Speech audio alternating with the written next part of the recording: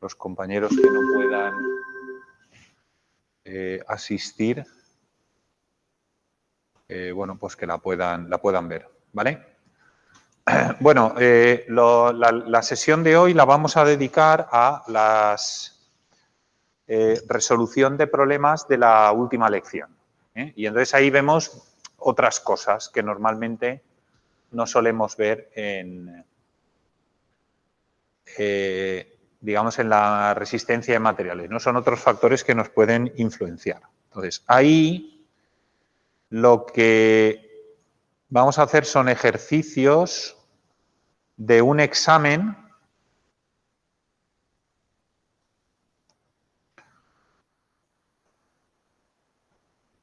bueno, antes de nada comparto la presentación para poder grabar lo que estoy haciendo en la pizarra. Vale. Si ya no fallamos. Vale, pues lo que vamos a hacer es problemas de exámenes de otros años y a ver si somos capaces de resolverlo entre todos. Entonces, el problema está aquí en el aula virtual, yo creo recordar que lo descargué aquí.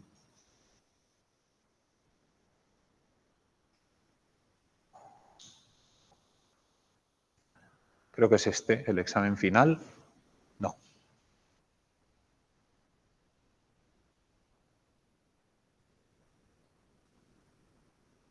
Vale, bueno, pues lo descargo de aquí y ya está, si no fallamos. Lo tenéis disponible en el aula virtual. Hay aquí una parte de... Aunque creo que no están visibles. Bueno, los puedo poner visibles si queréis. Correcto, es este. Efectivamente, ¿vale? Es este. Lo descargo. Bueno, ¿en qué consiste este ejercicio, que es el que estamos viendo hoy? Consiste en que tenemos una pieza, que es esta que tenemos aquí, donde es una pletina de 4 milímetros de ancho y después de altura, digamos, de anchura, si tiene ese espesor, pues este ancho de aquí, en la parte gruesa tiene 55 milímetros de ancho y en la parte estrecha 30, ¿vale? En medio de la zona de 55 tiene un taladro practicado de 20 milímetros y la pieza que tiene aquí, el cambio de sección, está mecanizada con un radio de acuerdo de 4 milímetros. Nos dicen que nos dan una serie de propiedades, pero aquí lo interesante es que la tensión normal máxima admisible es de 175 megapascales. Y esto es porque esta pieza está sometida a un axil, por lo tanto va a estar sometida a tracción. ¿Vale? Vale, y nos dicen que está sometido a una fuerza de 10.000 newtons. ¿Lo veis aquí? 10.000 newtons. Entonces la pregunta es, ¿cuáles son? Vamos a ver qué tensiones tiene y a partir de ahí ver si se va a romper la pieza o no se va a romper. ¿Está claro? Sencillo, a priori parece fácil.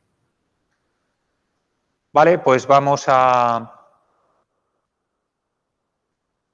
empezar. Primero, bueno, esto lo borro para que no nos moleste, pero lo interesante de aquí es definir qué tipo de... O sea, qué tipo de problemas estamos... O sea, ¿qué problemas pueden aparecer en esta pieza?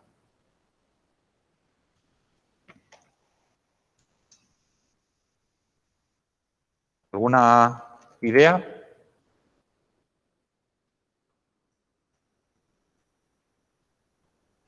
Vamos a ver.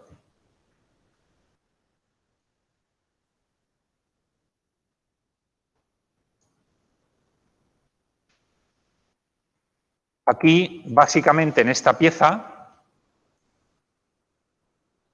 digamos que vamos a tener dos zonas críticas. ¿No? Si nosotros una cosa que tenemos clara es que la tensión normal es igual al axil dividido por el área. El axil sabemos que es igual a 10.000 newtons. Entonces, ¿dónde vamos a tener las máximas tensiones? Hombre, a priori parece que vayan a haber dos sitios. Una, claramente aquí, si tengo menos sección, vamos a tener menor axil. Entonces yo diría que aquí el sigma va a ser igual a los 10.000 dividido el área. Y el área son 30 por 10 elevado a menos 3 multiplicado por 4 por 10 elevado a menos 3. ¿Vale? ¿Podéis calcular esto? ¿Cuánto sale?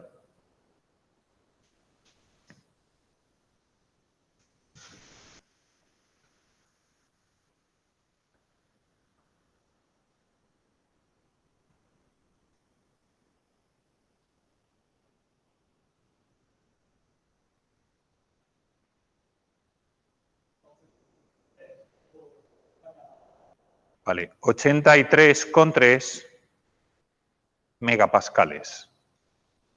¿Vale? Megas es 10 elevado a 6. Bueno, puede haber otro sitio también crítico que es este de aquí. Claro, porque yo ahí, si yo eso lo secciono, ¿qué es lo que tengo? Tengo esto.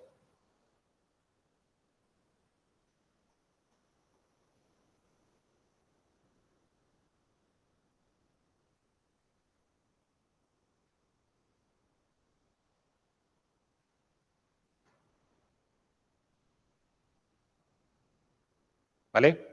Tengo esta sección y tengo esta sección. Por lo tanto, tengo menos área. Entonces, aquí, justamente ahí, parecería que la tensión normal que va a haber sería el axil, también los 10.000. Y en este caso son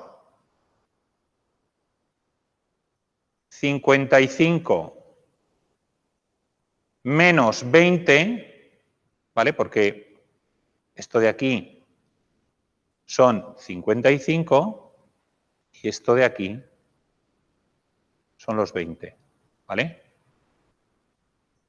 Por 10 elevado a menos 3, que son milímetros, y el grosor es el mismo, por 4 por 10 elevado a menos 3. ¿Vale? ¿Cuánto sale la tensión en ese punto?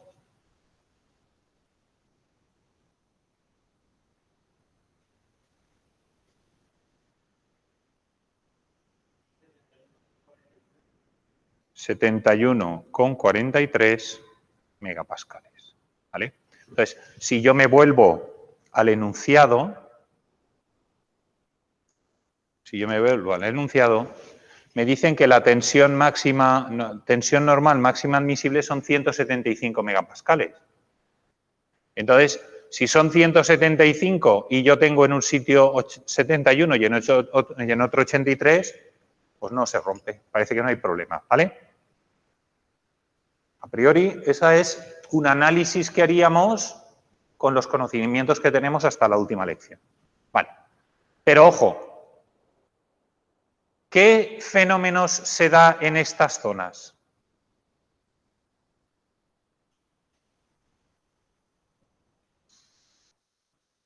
De lo que hemos estudiado en la última lección. ¿Habéis visto el vídeo o vinisteis a clase, no? ¿Tú viniste a clase? ¿Tú has visto el vídeo? ¿Vale? ¿Qué vimos en esa lección? Efectivamente, vimos que estos son concentradores de tensiones.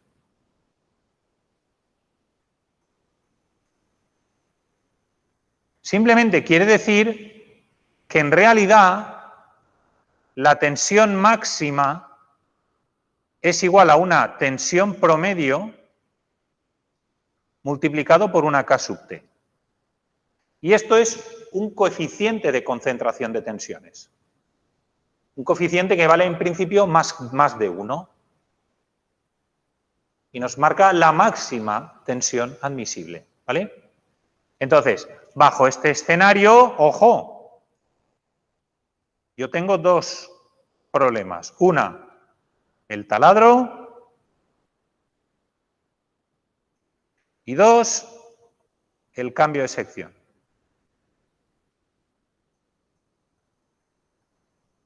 ¿Vale?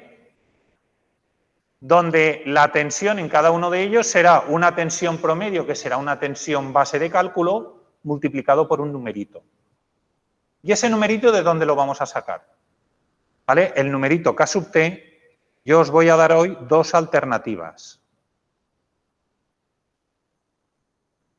¿Vale? Alternativa número 1.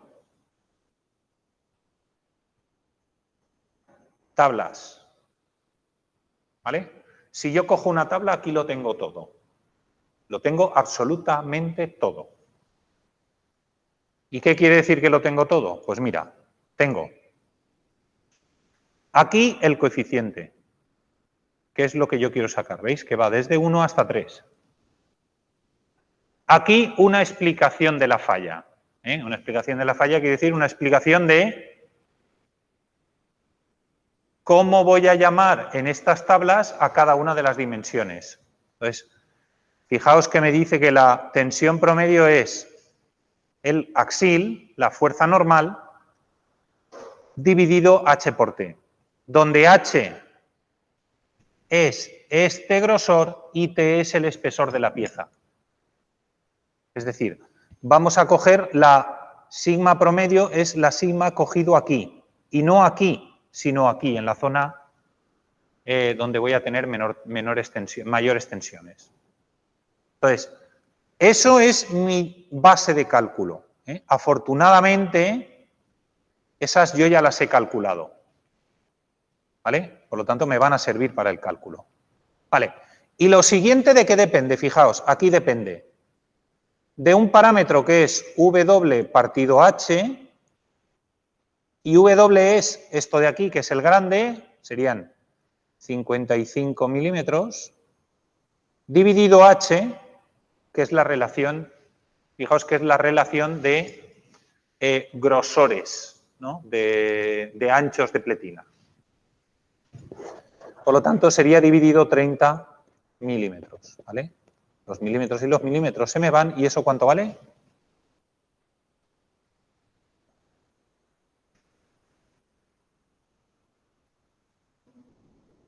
$1,83, ¿vale? Es decir, yo aquí tengo varias curvas que tienen la relación W partido H y van desde 1,1, 1,2, 1,5, 2, 3 o 4. ¿Cuál cogeré?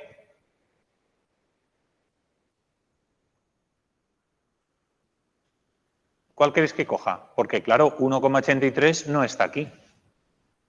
¿Cuál cojo?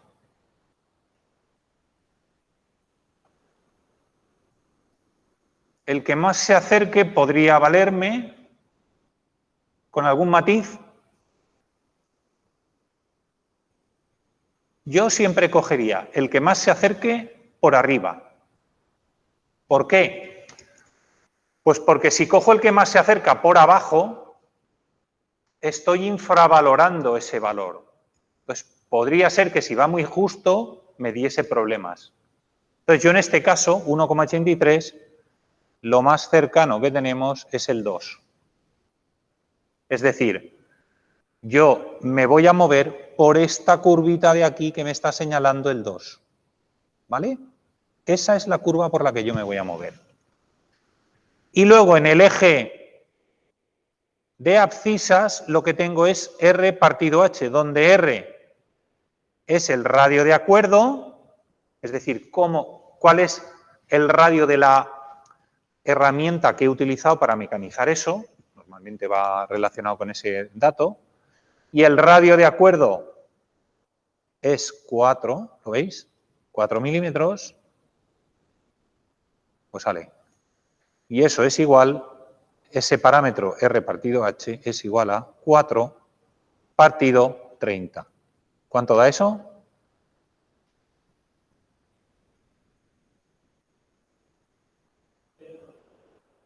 Vale, da 0,13. Por lo tanto,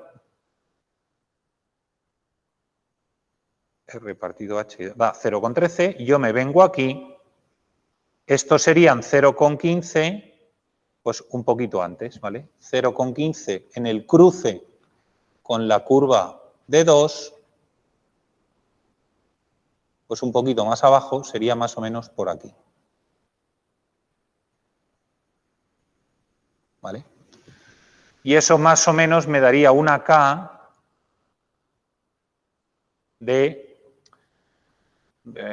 pues 2,06 parece, porque yo, bueno, lo oí 2,05 seguramente, ¿no? ¿Estáis de acuerdo o no? ¿Vale? Más o menos porque yo esto, más o menos estaría por aquí.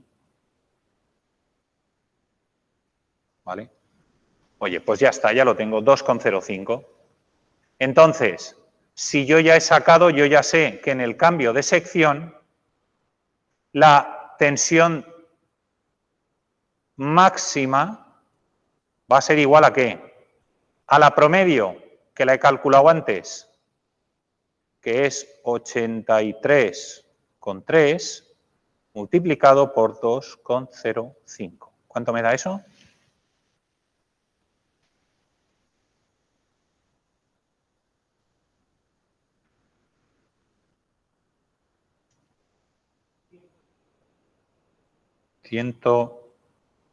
Vamos a poner 171 megapascales.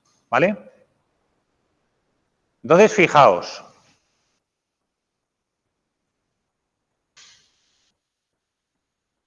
El material tiene 175, ¿lo veis o no? 175 megas. Y la tensión que tengo es 171. O sea que no vamos sobrados, ¿eh? Si yo me hubiera fijado solo en este valor, al principio había dicho, guau, no, seguro que no se rompe. Sin embargo, ahora ya no lo tengo tan claro. Estamos muy cerca del límite. Vamos a ver qué ocurre en el taladro, ¿vale? Cuando me voy al taladro, ya no utilizo este tipo de curvas. O sea, ya no me sirve esta tabla, porque esta tabla me vale para el cambio de sección. Me tengo que ir a otro tipo de tablas como este, donde me dicen que la tensión promedio la tengo que calcular como n partido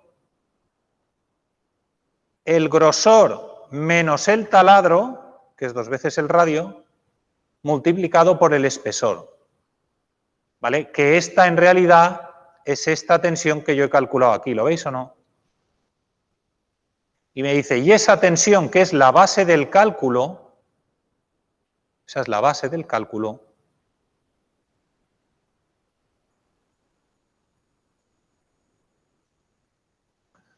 la tengo que multiplicar por un coeficiente que estará aquí.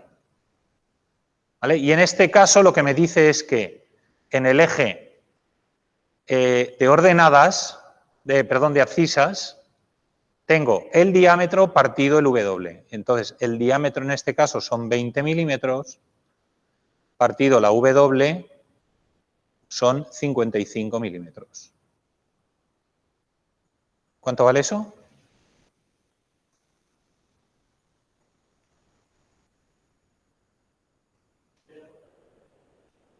$0,36, ¿vale? Entonces, es 35, sería por aquí, pues un poquito más.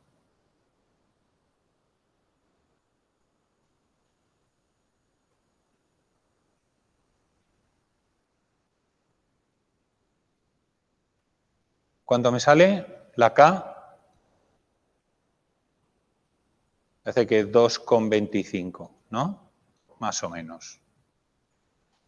Vale, pues me vengo aquí y digo que la tensión máxima que voy a tener en el taladro es igual a la de base de cálculo multiplicado por 2,25.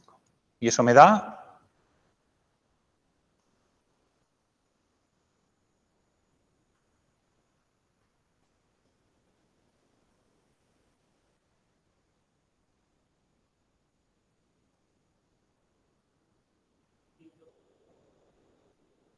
160,72. ¿Vale? megapascales. Por lo tanto, parece que la zona que más sufre es esta de aquí, pero ojo, en los dos sitios estamos cerca del límite. ¿Lo habéis visto o no? Vale, y ahora una pregunta. Si esta pieza, en lugar de someterse a una tensión fija, se sometiera a una tensión variable, es decir, que P, en lugar de ser un valor fijo de 10.000, fuese haciendo así, con el tiempo, esto es el tiempo, esto es más 10.000 y esto es menos 10.000. ¿La pieza se rompería, sí o no? ¿Por qué?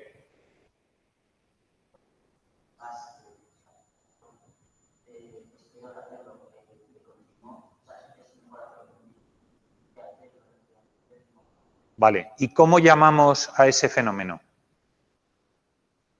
Fatiga, efectivamente. O sea, habría una fatiga de materiales, ¿vale? Y ahora, una cosa que no hemos visto, pero que a efectos prácticos es muy útil, normalmente cuando yo trabajo a fatiga, suele haber aquí S sub I, es decir, el límite de fractura, y luego aquí hay una escala que suele ser una escala logarítmica. ¿Sabéis lo que es logarítmica, no? 10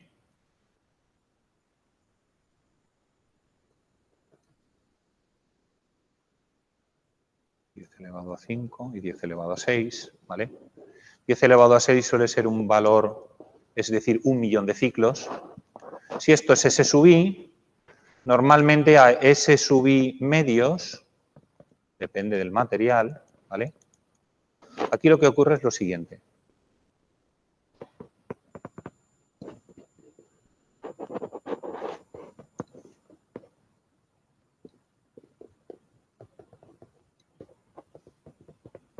Vale. ¿Qué quiere decir? Que si yo una pieza, como ha dicho el compañero, le someto a una fuerza y solamente hay un ciclo, que es la someto a esa fuerza, mientras no supere su límite de fluencia, la pieza no se va a romper. Pero si la someto a un ciclo, a ciclos, normalmente, esto no es exacto, pero quiero más o menos que tengáis estos números en la cabeza, después de 1.000.000 de ciclos, podría romperse con una tensión que fuese la mitad de su límite.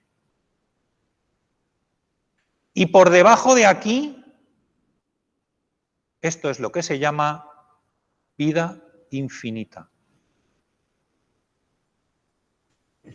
Es decir, una pieza que yo la someto a una tensión fluctuante que está por debajo de la mitad de su límite de fluencia, seguramente esa pieza tendrá una vida infinita, no se va a romper nunca, ¿vale? Eso suele pasar en materiales como, por ejemplo, el acero.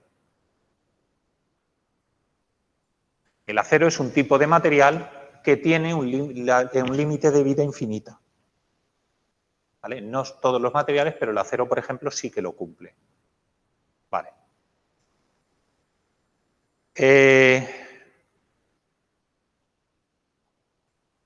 Límite de vida infinito, ¿vale? ¿Está claro? De hecho, si veis alguna máquina antigua, ¿vale? Hay máquinas que todavía están funcionando del principio de la Revolución Industrial, o sea, de 1800, máquinas con 2 siglos de vida, incluso más, y siguen funcionando, ¿no? Es la famosa frase de las cosas ya no se diseñan como antes. Y eso es porque el criterio de diseño en esa época era vida infinita. Yo voy a diseñar una pieza para que no se rompa nunca, y entonces no se rompe nunca. Ahora sí que es verdad que si yo una pieza sé que en su vida va a tener 100.000 ciclos, pues normalmente lo que hago es, bueno, pues si va a tener 100.000 ciclos, 100.000 ciclos es este numerito de aquí, y lo que hago es que la someto a esa tensión. Yo sé que a los 100.000 ciclos la pieza se va a romper, ¿no? Es también lo que llaman obsolescencia programada. En realidad lo que hago es utilizo con un criterio más, digamos, de aprovechamiento mejor del material hasta su límite. No pongo más material del que necesito, sino que pongo el material justo que necesito para la vida de la pieza. ¿Vale? Eso no es fácil de hacer, pero bueno, hay gente que lo hace y lo hace bien.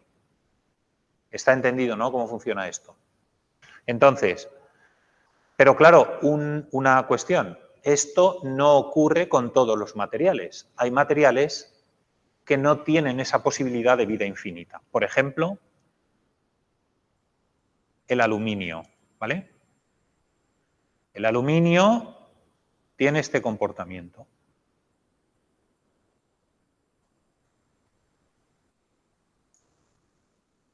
Bueno, os digo el aluminio porque es el más... ¿vale? El aluminio y otros. Es decir, un aluminio siempre va a tener un crecimiento de grieta, por lo tanto, no va a tener nunca vida infinita. Un aluminio, yo diseño una pieza de aluminio que está sometida a fatiga y en algún momento se va a romper. Por eso, cuando diseñéis algo de aluminio que que va a estar sometido a un esfuerzo de fatiga, hay que decir, te vendo esta pieza, pero la tienes que cambiar después de 10.000, 100.000 ciclos, 1 millón de ciclos, 10 millones de ciclos, da igual lo que decidáis, pero que en algún momento se va a romper. ¿Os acordáis lo que os ponía del avión en las transparencias de teoría, ¿no? Lo habéis visto. ¿Vale? Se veía ahí un avión explotado. ¿Por qué? Pues porque está hecho de aluminio y eso a los tantos ciclos estaba claro que se había diseñado para que se rompiese en ese momento.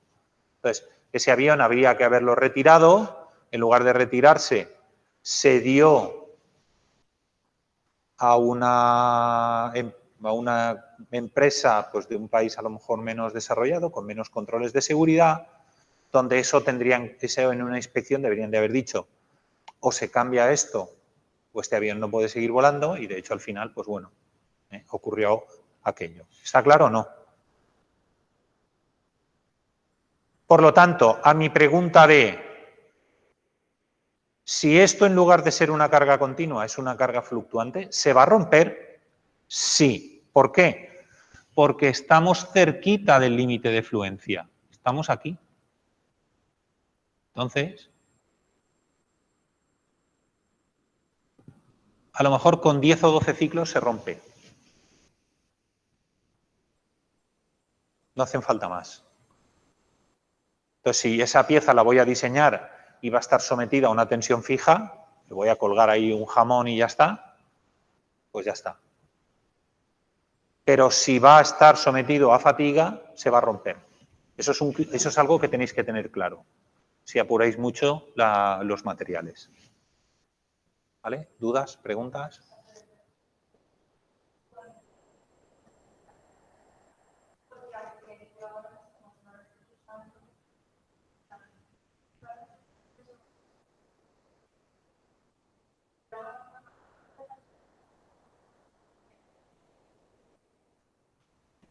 Vale, tu pregunta es que todos los materiales van a estar sometidos a fatiga. Vamos a ver, depende de eso que tú me estás diciendo, ¿no? Si yo utilizo una cosa y luego lo dejo de utilizar y luego lo vuelvo a utilizar, ¿vale? Pero ¿cuánto tiempo pasa desde una vez que lo utilizo a la siguiente? Claro, entonces si yo en 10 años una pieza la utilizo 10 veces, la he cargado 10 veces, no quiere decir que yo le esté sometiendo un ciclo de vida de 10, ¿no? Seguramente pues es una carga y una descarga y el material se relaja y luego la vuelvo a cargar y lo hago una vez al año. Pues hombre, si estoy apurando tanto, a lo mejor sí que se me rompe al año que hace 10. ¿Vale? Igual que hace 12, porque esto es siempre aproximado. Estas curvas, o sea, estas rectas que yo os he pintado aquí, no son exactamente así. Son anchas. Es es una línea gorda, entonces hay algunos materiales que por acabados superficiales rompen más tarde o otros rompen antes, ¿vale? Esto es una idea de por dónde van a ir los tiros, ¿vale? Pero en definitiva quiero que os quede claro que una pieza que va a estar sometida a fatiga no es igual que una pieza que la voy a cargar una vez. ¿Está claro? ¿Vale? Vale. Bueno, imaginaos que ahora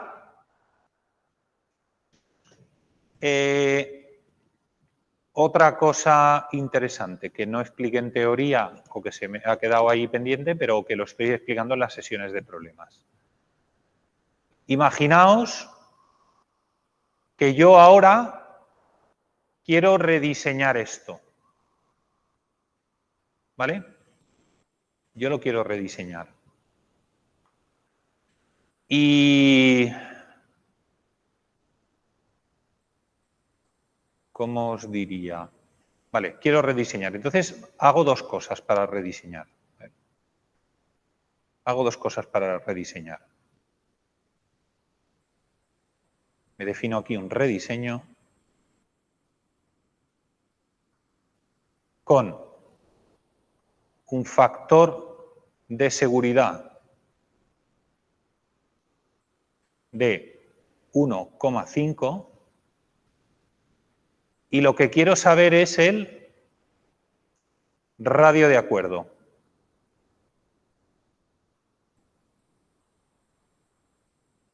¿Vale?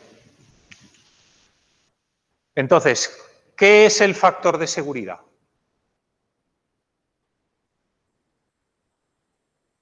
Vamos a poner un ejemplo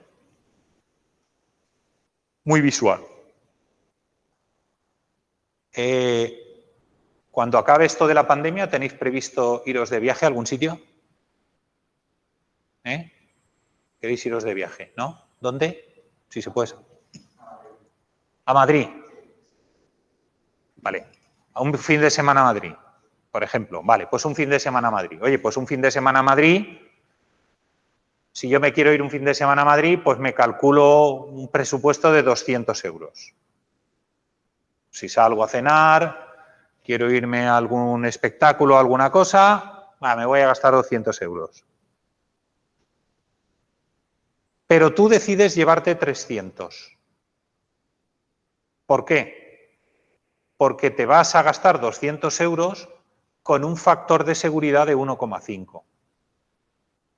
Es decir, el factor de seguridad es lo que nosotros llamamos de el por si acaso. ¿Vale? ¿Es visual o no el ejemplo? ¿Vale? Luego pasa que te gasta los 300.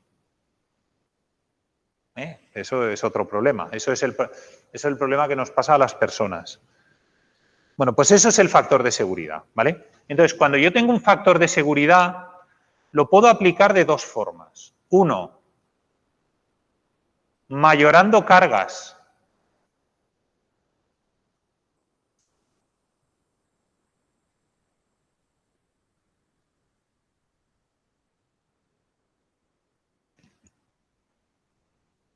¿Y qué quiere decir mayorando cargas? Pues si aquí, por ejemplo, la fuerza que estoy aplicando, bueno, en realidad aquí era un axil, ¿no? Si el axil es igual a 10.000, yo utilizo un axil de cálculo que es igual a 10.000 por 1,5. Por lo tanto, 15.000 newtons. ¿Vale? O sea, el factor de seguridad lo pongo por encima. Es decir, en el caso del ejemplo del viaje a Madrid, yo diría, a ver, me voy a ir a ver un concierto y la entrada vale 100 euros. Pues voy a suponer que valen 150 para hacer mi presupuesto. ¿Vale? Mayoro la carga, mayoro el problema. Pero también hay otra forma y es minorando el material.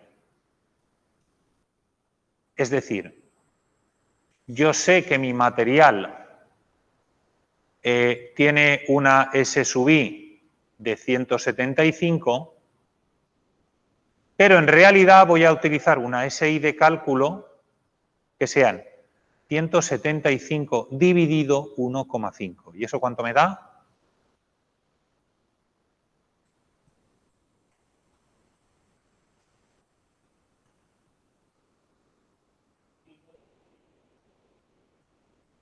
...126,66... 116, perdón. 16,66 megapascales, ¿vale? O utilizo un criterio o utilizo el otro, ¿vale? No utilizo los dos a la vez. ¿Está claro cómo va? ¿Sí, no? ¿Vale? Claro, estás aplicando el coeficiente de seguridad dos veces. ¿Vale? Estás utilizando un coeficiente de seguridad, no sé si saldría 2 o 3, pero una barbaridad. ¿Vale? Lo normal es o lo aplico a un sitio o lo aplico a otro. Y si no me gusta el coeficiente de seguridad de 1,5, pues aplico 2 o 2,5, me da igual. ¿Vale? Entonces, el coeficiente de seguridad siempre me relaciona por el lado de la seguridad expectativas respecto a realidad. Entonces, si me voy a cargas, supongo cargas mayores, y si me voy a material, a resistencia de material, supongo un material más débil. Y ya está. ¿Está claro? ¿Dudas? ¿Preguntas? Vale. Vale, pues vamos a hacer el rediseño del radio de acuerdo con estas circunstancias. ¿Cuál de los dos criterios os gusta más o cuál queréis que utilicemos?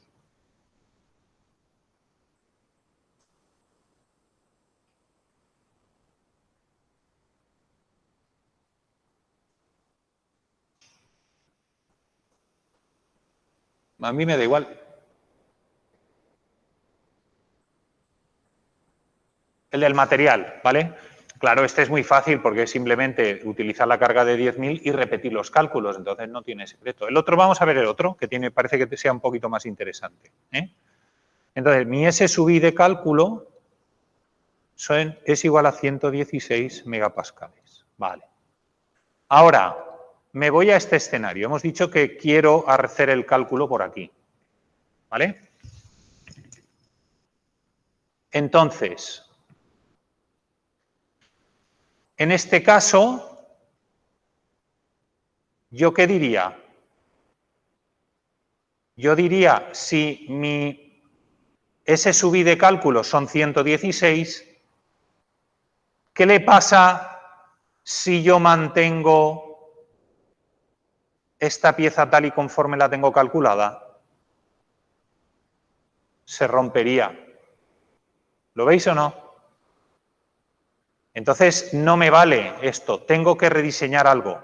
¿Vale? Entonces, en este caso, yo lo que haría es decir que si yo he dicho que la sigma máxima era igual a la sigma promedio por la K sub t, yo aquí puedo despejar qué K sub t tengo que tener. Entonces, ¿cuánto es la máxima?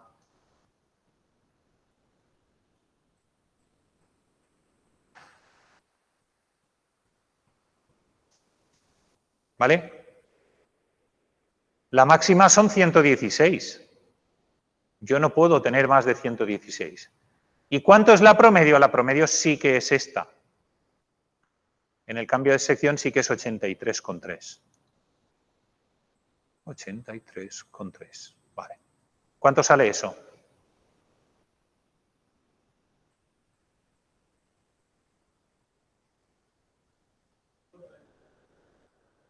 ¿Vale? 1,39. ¿Vale? Pues ahora muy sencillo. En este caso el cálculo sería: yo necesito esta de aquí, 1,39, que es un poquito menos de 1,4. La curva ya hemos dicho que es esta, ¿la veis o no? Pues entonces me vengo por aquí.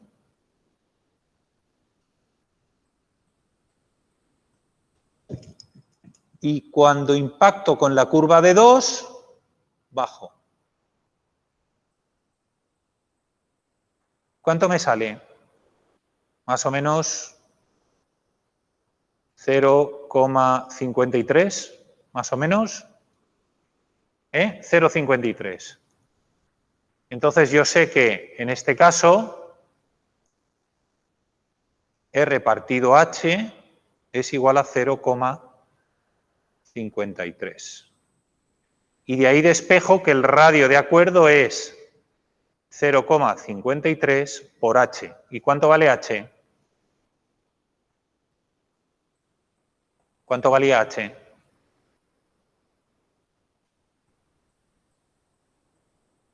¿Era 0,30? O, perdona, 0,30 no.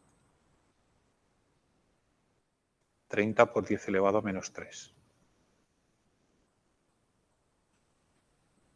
¿Vale? 30.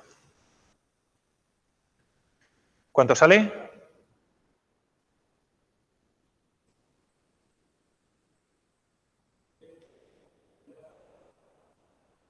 15,9, o sea, más o menos 16 milímetros. Es decir, si yo quiero que esa pieza no se rompa, con un coeficiente de seguridad de 1,5, yo aquí seguiré teniendo los 55 milímetros, aquí seguiré teniendo los 30, pero ahora esto lo tengo que suavizar. Y este radio tienen que ser 16 milímetros. Y antes tenía 4. Es decir, cuanto más agudo es ese ángulo, ese radio de acuerdo, más fácil es que se rompa. Entonces, lo que tengo que hacer es suavizarlo.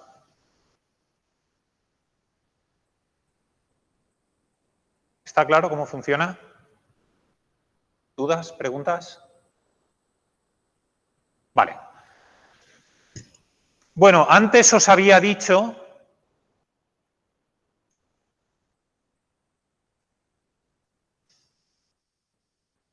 aquí, no aquí, así, sino aquí. Os había dicho que os iba a enseñar dos alternativas de cálculo de la K sub T. Una es esta, con las tablas. Ya habéis visto cómo va. Ojo, si os habéis dado cuenta, cuando tengo que diseñar una pieza, cuando tengo que decidir cómo la voy a hacer, os dais cuenta que me tengo que ir o sea, normalmente tengo que entrar por el otro lado y despejar. Y normalmente las herramientas cuando yo diseño suelen quedarme ecuaciones más complicadas. De hecho, si intentásemos diseñar, por ejemplo, qué orificio tengo que tener para que no se rompa con ese factor de seguridad, pues me va a quedar una ecuación que va a depender de dos cosas. Bueno, va a quedar una ecuación un poquito más compleja. Entonces, el cálculo del K sub T ya hemos visto cómo lo podemos hacer, pero hay otra forma. ¿Qué otra forma hay? Yo os recomiendo incluso que lo utilicéis, que es más sencilla, es utilizar la Mecapedia. ¿Sabéis lo que es la Mecapedia, no? Un Wikipedia, un wiki de ingeniería mecánica desarrollado en el departamento. Entonces, si aquí buscáis concentradores de tensiones, ¿vale? Aquí hay una explicación de qué es un concentrador de tensiones y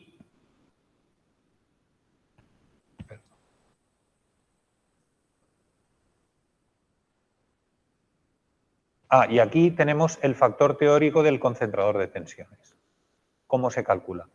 Y aquí tenéis un Excel.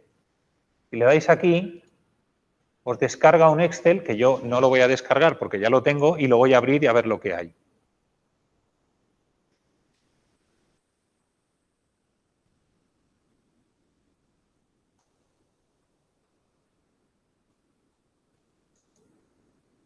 Este de aquí.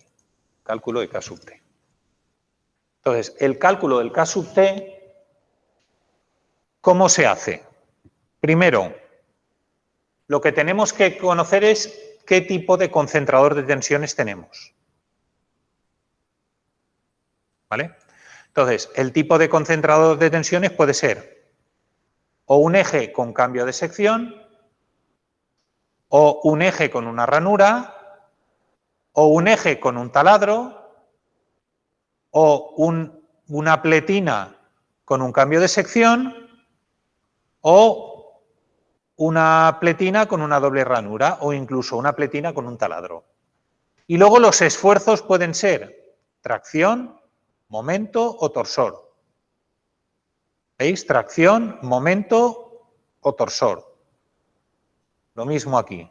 Aquí tenéis, puede ser momento o torsor, y aquí puede ser tracción flector, tracción flector, tracción flector. ¿Está claro cómo va esto? Entonces yo, por ejemplo, de los que hemos hecho, pues este de aquí. Axil con una entalla. Me vengo aquí y me dice, vale, te vas a esa pestaña y dices, el D grande en nuestro caso eran 55 milímetros. D pequeño en nuestro caso eran 30, ¿no? 30. Y 4 milímetros de radio de acuerdo. Y mirar lo que me sale. 2,049. ¿Cuánto habíamos calculado nosotros?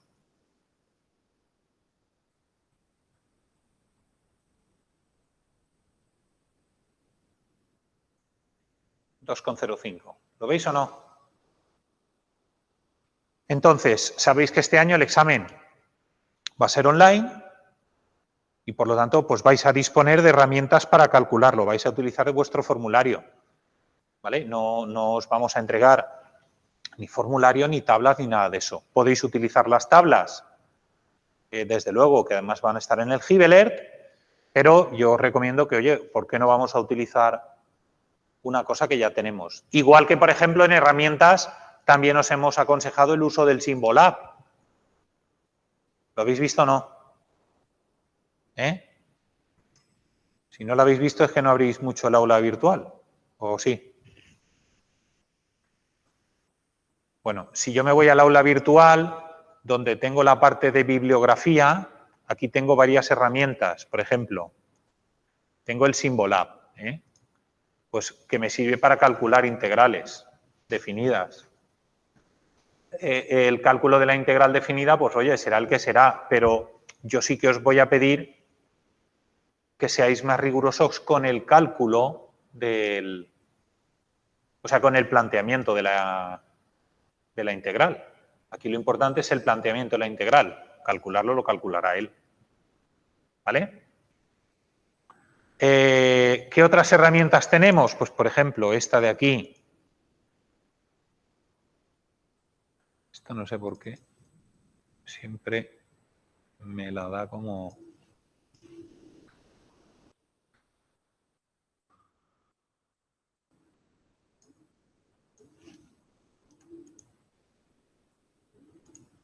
¿Vale? Aquí tenéis el Wolfram alfa.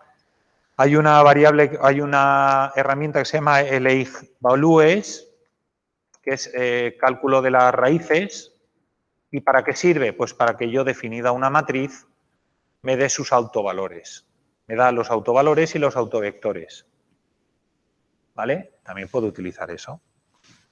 Simplemente defino aquí la variable y tal. Podéis utilizar las dos opciones. ¿Eso está claro o no? Hay herramientas que me lo dan. Pues oye, ya lo tengo, no está, ya está, no tiene mayor inconveniente. ¿Qué más? Vale, ¿alguna duda con respecto a lo que he dicho hasta ahora? Más o menos ya sabemos, hemos repasado dos conceptos claves. Uno, el tema del concepto de la fatiga y otro, el concepto de los concentradores de tensiones. Y hemos hecho ejercicios de comprobación y ejercicios de diseño. Los de comprobación son más fáciles porque son directo, tengo todas las variables y solamente falta ver si se rompe o si no. Y los de diseño son más complejos porque las ecuaciones salen más difíciles. Y lo que tengo que ver es si se rompe o no. O sea, cómo tiene que ser para que no se rompa. ¿Vale? Vale, pues vamos a ver otro tipo de problemas. Creo que solamente me dará tiempo a plantearlo, pero bueno, si lo planteamos, pues ya está bien. Sería este de aquí. ¿Vale? Sería lo último que hemos visto en la asignatura, que es la parte del pandeo. Entonces nos dice que yo tengo un fabricante de bastones de esquí que sus diseños, el tipo de perfiles que utiliza es un tubo exterior circular de diámetro 12 milímetros y que por dentro tiene un hueco de forma rectangular el radio 8 del tubo. Internamente tenemos un rectángulo hueco de 12 por 8. ¿Vale? Me dicen que de qué material o cuáles son las propiedades que tiene que tener el material para que eso no pandee con un coeficiente de seguridad de 1,5 y una fuerza, un peso que tiene que soportar de 80 kilogramos fuerza. ¿Vale? En conclusión, ¿qué propiedades tiene que tener el material para que eso no se rompa? Entonces, ¿qué hacemos? Incluso nos proponen un modelo, ¿lo veis? Nos proponen un modelo de abajo que está empotrado y arriba la fuerza se ejerce directamente. ¿Vale? ¿Cómo lo orientamos este ejercicio?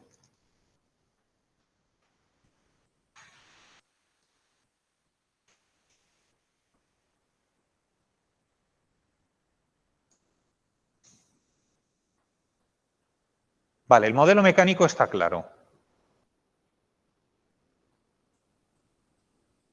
Me dice que el factor de seguridad es de 1,5. Pues yo lo tengo claro. En este caso, para mí es más fácil decir que si estos son 80 kilogramos fuerza, la P de cálculo va a ser 1,5 por 80 por 9,81.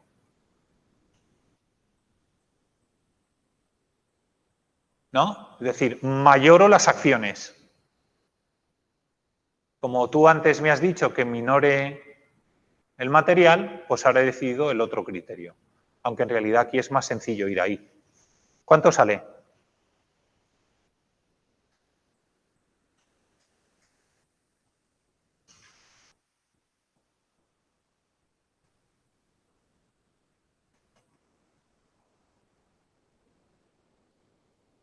¿Cuánto?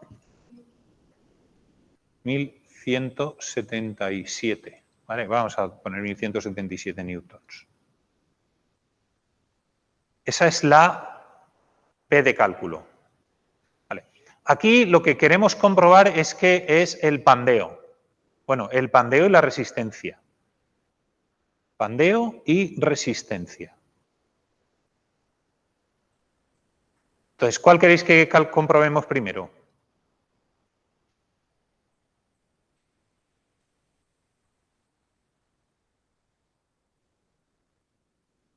Vamos a por la resistencia, que es más sencillo, va. ¿Vale? La resistencia es la sigma es igual a el axil partido el área. El axil son 1177. ¿Y cuánto vale el área? El área es pi r cuadrado menos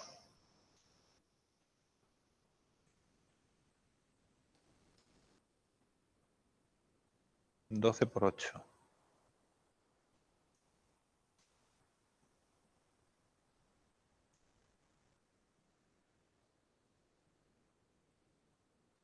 ¿Cuánto sale? Esto, el R era 8, ¿verdad? 8 por 10 elevado a menos 3. ¿Cuánto sale?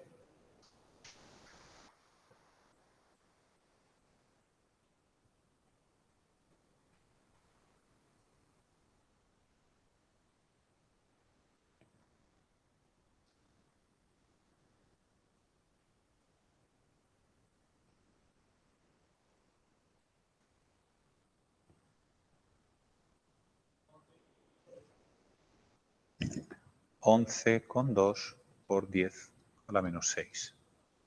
¿No? Menos 6.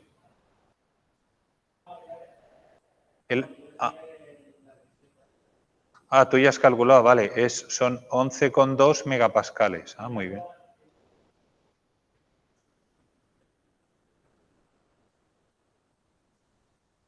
Uno con 0,5 por 10 a la menos 4 metros cuadrados, ¿vale? Y esto lo pongo aquí, 1,05 por 10 a la menos 4, y entonces me salen 11 megapascales. Es decir, la S sub I tiene que ser mayor o igual de 11,2 megapascales. Ya casi tengo el material elegido.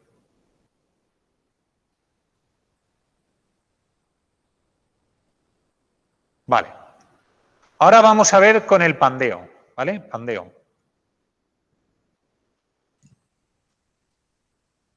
Vamos a ver lo que nos dicen los apuntes, porque ahí tenemos las tablas de cómo funciona el pandeo. Aquí. Vale. El pandeo, fijaos lo que hay que saber del pandeo. Lo que hay que saber del pandeo es esta fórmula. Dice que la presión crítica es la fuerza, es igual a pi al cuadrado por el módulo de elasticidad por la inercia mínima dividido beta por la longitud de la pieza al cuadrado. Y la inercia mínima es la que menos inercia tiene, evidentemente. Y beta es un parámetro que depende de cuál sea nuestro modelo mecánico. Entonces, nosotros en este caso nos vamos a este concepto de aquí, empotrado, y después la fuerza se hace verticalmente hacia abajo. Entonces, en este caso, beta vale 2/3. Vale. Pues entonces, si eso es así, para el pandeo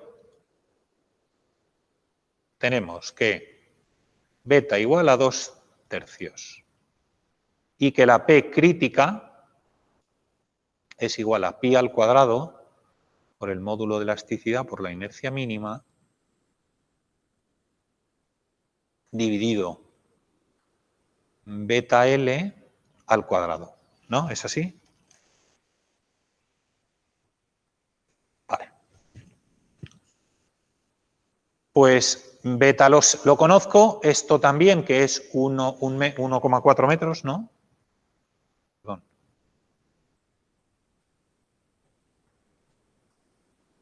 1,4 metros.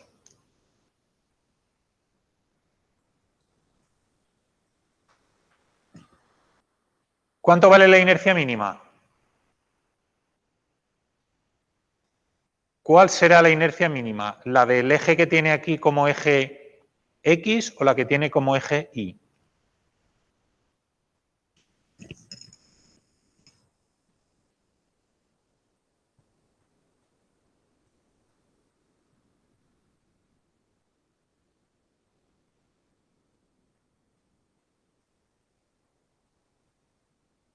¿Cuál es la inercia mínima? ¿Qué tengo que hacer si no lo sé? Calcular las dos. Si lo veo intuitivamente, que es fácil de ver, pues eso querrá decir que lo estoy entendiendo bien, que es la inercia, ¿vale?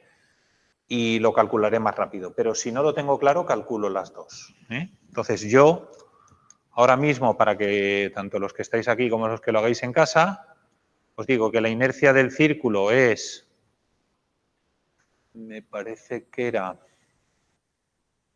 pi cuartos de r a la cuarta, y la inercia del rectángulo es igual a un 12avo de la base por la altura al cubo. Pero dejarme que lo compruebe, la inercia del círculo, ¿eh? Pues aquí ponemos.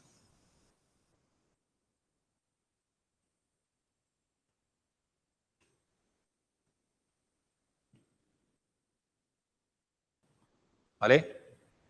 ¿Vale? Un cuarto de pi r a la cuarta. Lo he dicho bien. Esta me lo voy a aprender de memoria y todo. Y en este caso, la inercia de la pieza, recordar que es la inercia del círculo menos la inercia del rectángulo. Pero ojo, ojo al eje. ¿Vale?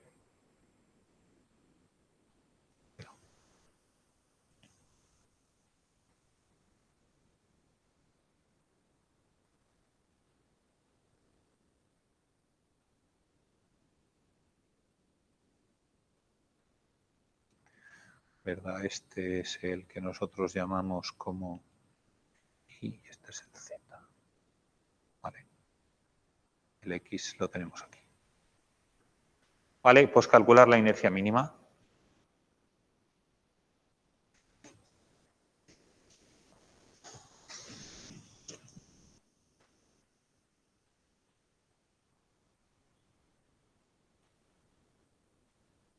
Hacedlo, ¿eh? Os recomiendo que los hagáis vosotros.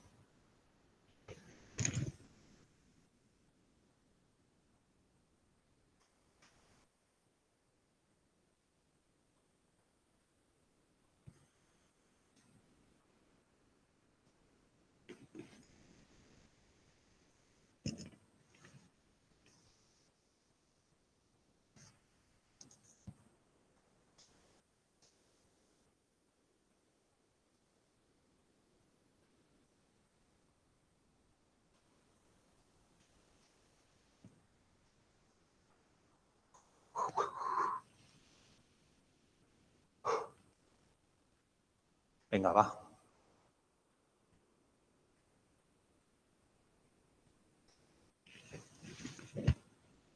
Lo que está claro es que aquí lo que tengo que obtener es este valor, que es la propiedad del material, y entonces será la P crítica, que en este caso es el cálculo, partido pi al cuadrado, y multiplicado por la inercia mínima, y multiplicado por beta L al cuadrado. Y eso vale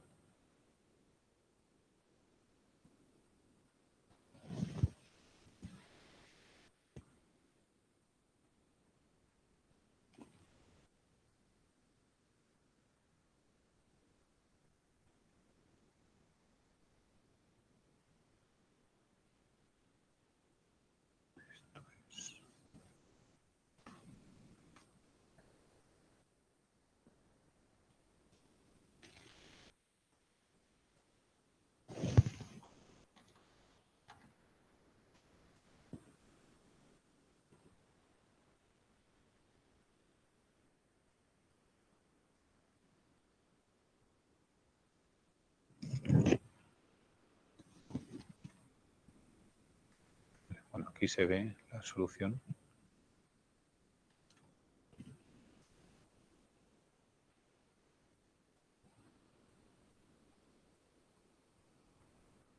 Gigapascales. ¿Vale? Ya lo veis, ya habéis calculado la inercia. ¿Cuál es la mínima? ¿La del eje Y o la del eje Z?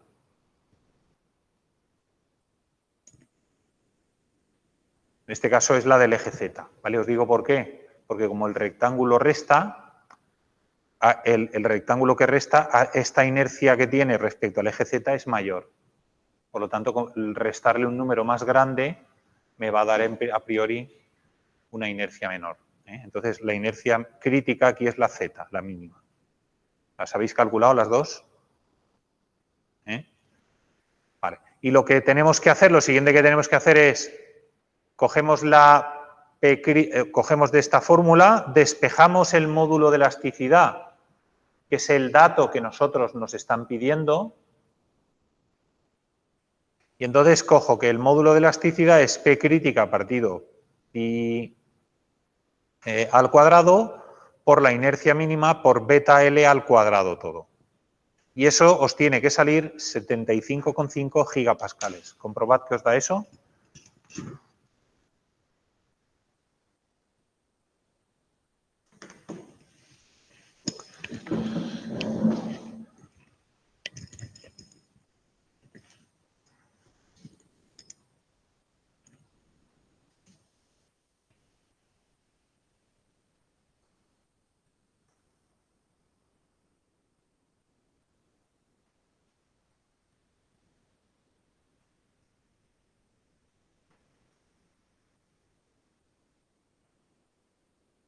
Venga, es importante que lo hagáis.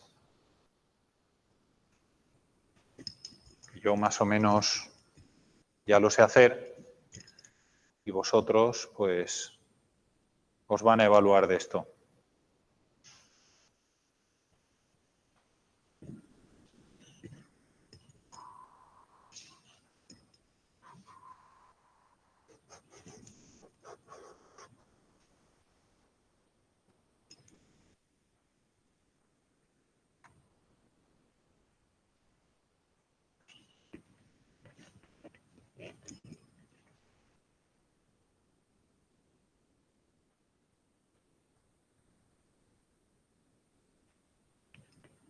¿Qué tal sale? ¿Sale bien?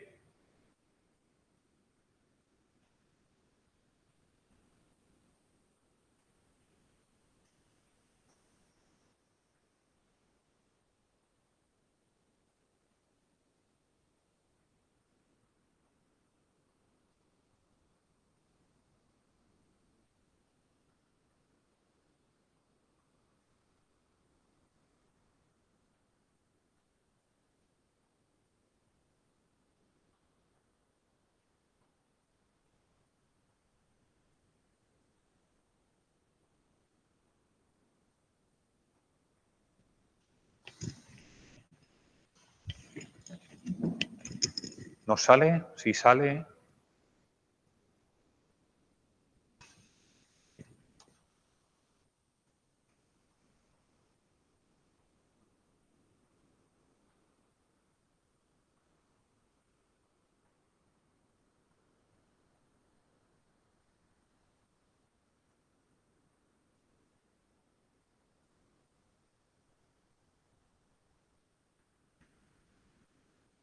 ¿No sale eso?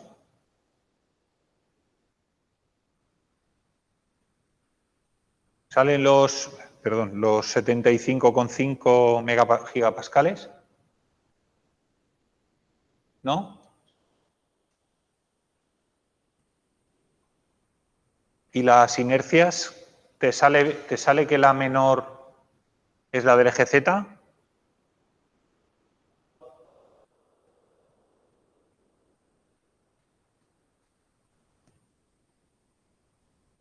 Esto de aquí lo has puesto en milímetros, que sabes que son por 10 elevado a menos 3. ¿Vale? Y es la del círculo, que ¿esta cuánto da la del círculo? 3,22 por 10 a la menos 9 metros a la cuarta. Vale. Y la inercia esta que va a ser la máxima será, hemos dicho que esto eran 12, ¿vale? Entonces son un doceavo de 8 por 10 a la menos 3 multiplicado por 12 por 10 elevado a menos 3. Eso al cubo. A ver,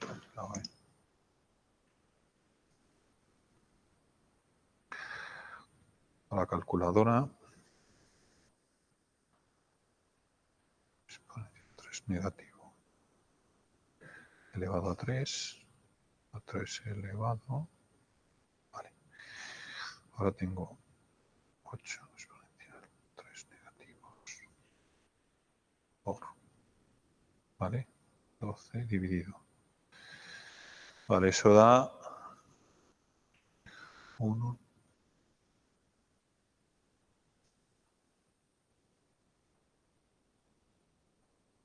Eso da 1,152 por 10 elevado a menos 9. Entonces ese negativo es 3,22 exponencial 9 negativo y 1,152 exponencial 9 negativo menos, da 20, ¿no?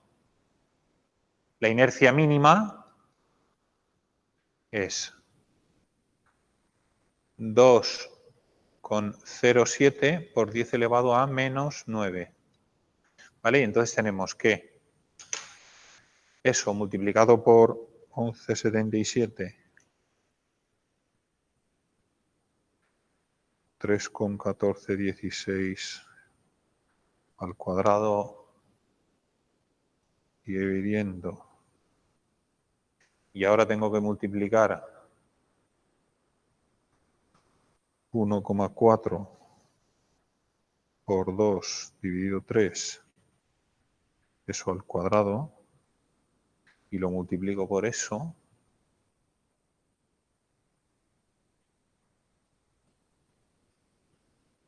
Ay, qué tonto.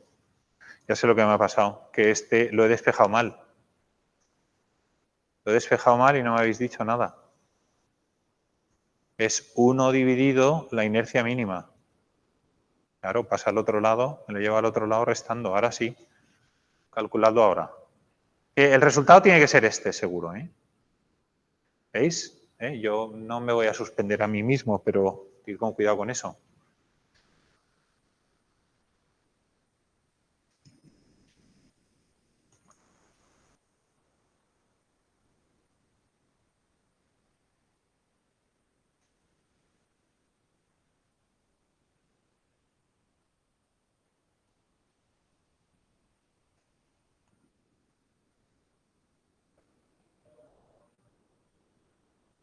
Gigapascales.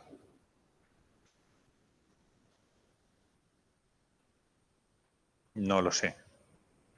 En teoría tiene que dar 75, ¿vale? No sé si es que a lo mejor ese cálculo, no sé, a ver, será algún, no sé, algún detalle sin importancia, ¿vale? 50 con...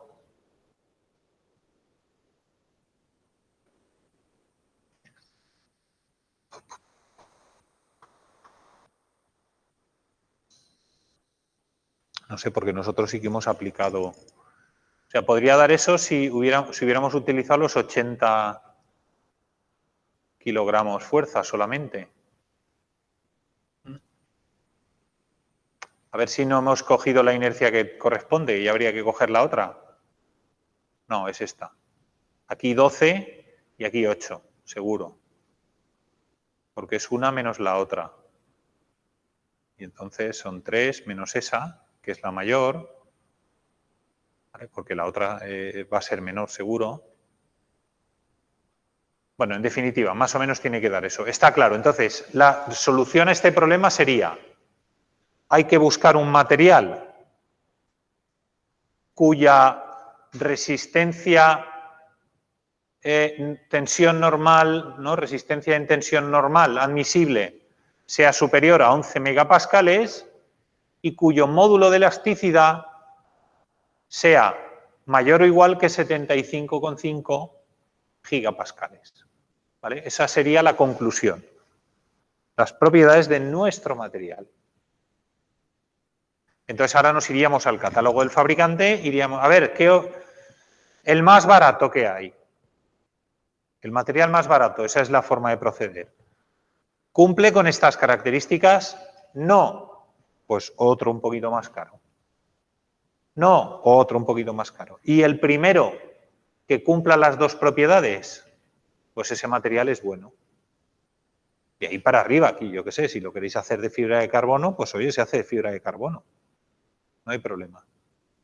¿Está claro? ¿Dudas? ¿Preguntas?